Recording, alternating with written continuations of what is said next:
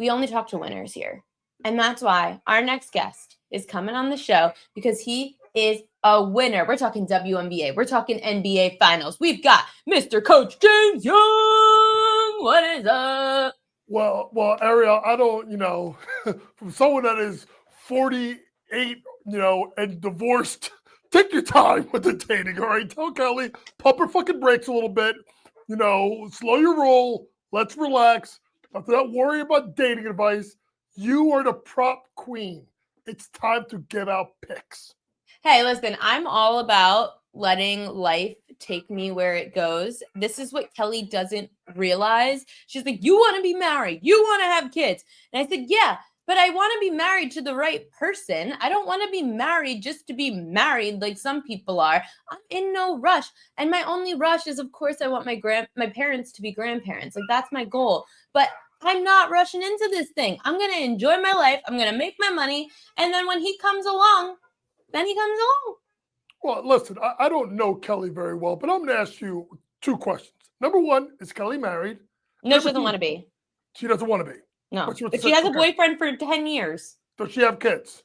No, she doesn't want kids. Okay, I have left. Kelly, I'm sure you're lovely, but don't know you. We follow each other on X. Holla at my girl, but let's just stick to hoops right now. Let's stick to hoops, because I'm going to talk about the dating drama on Thursday when we start and go to war. WNBA. We have a lot of WNBA on the slate tonight. It's probably one of the larger slates that we've had you on for. And of course, you have props. So let's talk about some of those props before we get to your sides and totals. Mabrey, over 7.5 rebounds plus assists. You're willing to lay some juice on that. Why? Well, listen, shout out to, I've known Marina since she was a kid, Jersey Shore kid, Manasquan High School. She's gone over the last 3 games, and if you look at the game tonight versus Indiana, it should get up and down. There really is no one else that can create off the bounce for Connecticut besides Marina. But then the other part of it is the fact that the number of threes that particularly Mitchell, Hull, if Sophie Cunningham plays tonight, Caitlin Clark, long shots, long rebounds, that benefits guards. She's a pretty good rebounder. Look for Marina Mabrey over 7.5 rebounds plus assists. And then you like for Boston to go over 13.5 points tonight. This one is an interesting matchup because, listen, we already saw we have the Connecticut Sun facing the Indiana Fever, and we did see the return already for Caitlin Clark, but you like Boston over 13.5 points.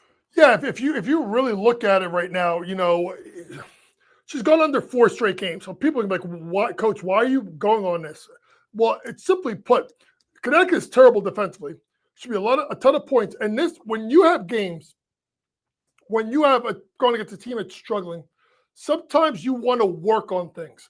If you watch Indiana last year, the pick and roll between, or I would say more of a pick and pop, between Caitlin Clark and Aliyah Boston was so dynamic because when Caitlin Clark comes off the ball screen, you almost got to send 2 people at her. Aliyah Boston doesn't always cut to the basket. Sometimes she spaces out to the wing, and she gets a good little 15-footer, which she's very, very adept at shooting on. So to me, if I am coming off of this big game and I'm Caitlin Clark, I want to try and get other people involved tonight. That's going to include Aliyah Boston. Go Aliyah Boston over 13.5 points in this game tonight. She should be able to get this, I'm going to say, in about 2.5 quarters. We have a question from Sean Michael in the chat. Caitlin's line minus 21.5 faded. She might be on the bench in the 4th versus Connecticut. Yeah, I would wish that they don't do it and shop around, folks, because I mainly deal with FanDuel. That's where we deal with SportsGrid, obviously. See if you can find first quarter, first half Caitlin Clark props.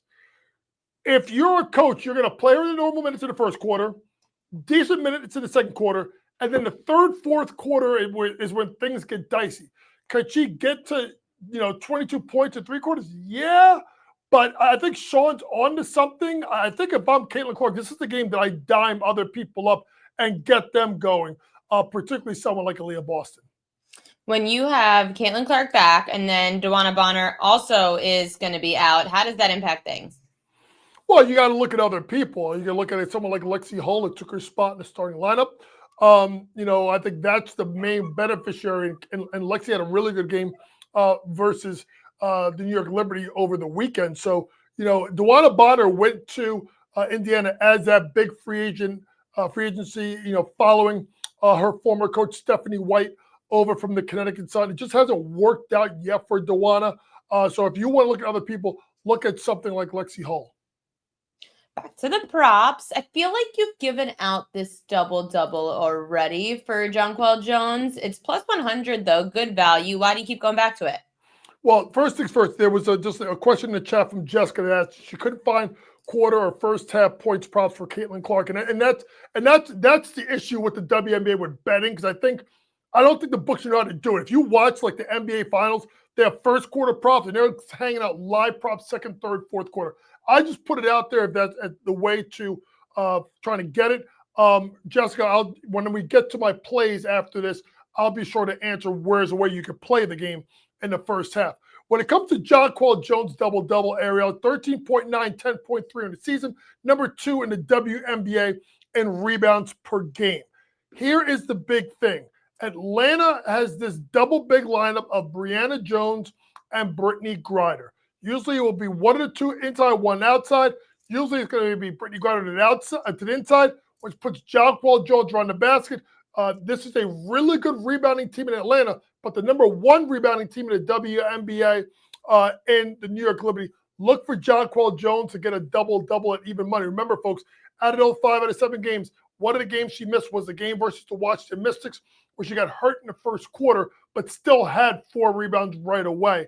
And just a quick side note, I know there was something that, watching the game over the weekend, I want people to understand it. I had a talk with a friend of mine that's connected to the WNBA, and he made an excellent point. Indiana is not winning that game last Saturday if Jonquel Jones plays.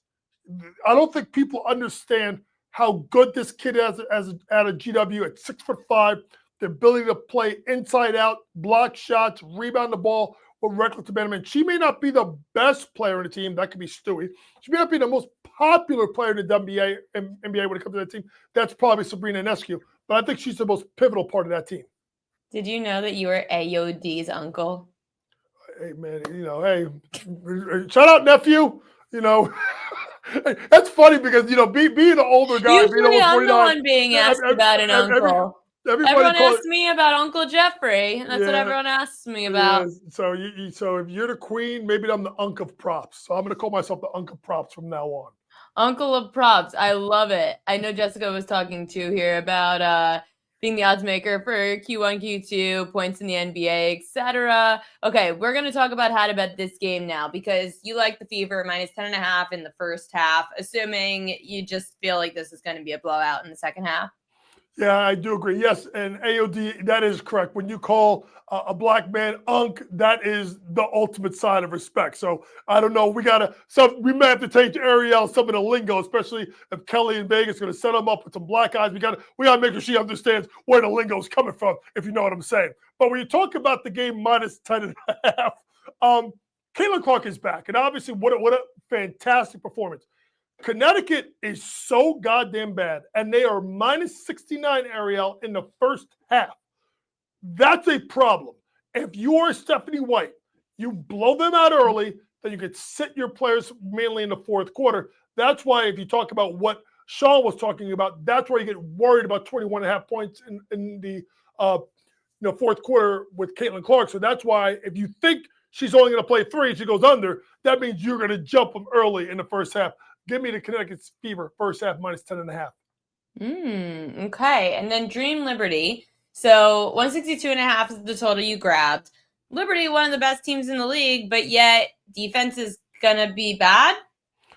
Well, the Liberty defense is very, very good, but they haven't played the craziest schedule if you really look at it. 78 points they gave up to the Aces, 80 points. And then obviously they gave up a ton of points to Indiana. So any team that's really been good offensively has given them a little bit of fits.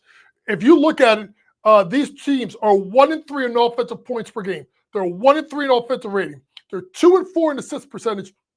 They're 2-3 in assist to turnover percentage.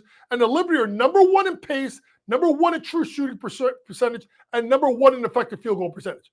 Hello, there's offense all over the place in this game. I know the Liberty play good defense, but I think this game goes up and over. Give me over 162.5 and Dream versus Liberty tonight. I swear I need a Valkyries jersey because I feel like I talk about this team every time I'm on the show, and I just think that their mascot is freaking hilarious. But okay, them and the Wings over 164. You're liking some overs today, Coach. Yeah, you know, Ariel, it was funny because at first I was like, you know what, this game's going to go under. Then I started digging deeper and I started thinking about it, right? So the Valkyries are going over 2 of the last 3 games. Their defense has been decent, but here is the issue. They're going to get the Dallas Wings team that does not play a lot of defense. I mean, they didn't play a lot of defense with Latricia Trammell. This guy they got now, Kirkulis, I think you may call him Kirklulis because that's how bad of a coach he is, particularly on the defensive end of the floor. But think about this. Paige Beckers, her first game back was last Friday night versus the Aces. They went to 172. 4 out of the 5 games so far this year, they've gone over this number. That's not because of Paige's defense. That's because of her offense and her ability to push the pace and generate offense and put Arike Owombowale off the ball. Give me over 164 tonight in Valkyries versus the Wings. Shawn Michael says Fever Connecticut's up to 165.5 for the total. This is the other thing, Sean, that I really wish you could do.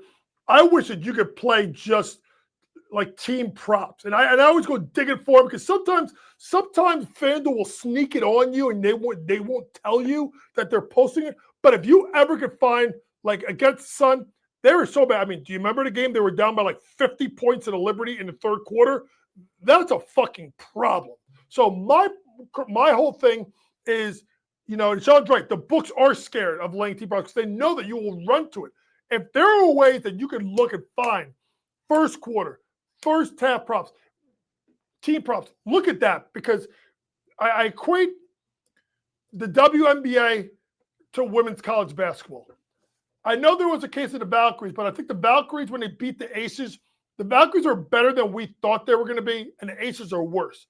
But if you look at the WNBA, it's like when UConn plays like a mid-major. They fucking roll them. So my concern is with the overs is you need that team that's favored to just carry so much of that, especially into the fourth quarter. Better off playing the first half maybe over, or if you find team totals, play them because you don't have to worry about an opponent for a team that sucks. That does not include my girl, Marina Mabrey.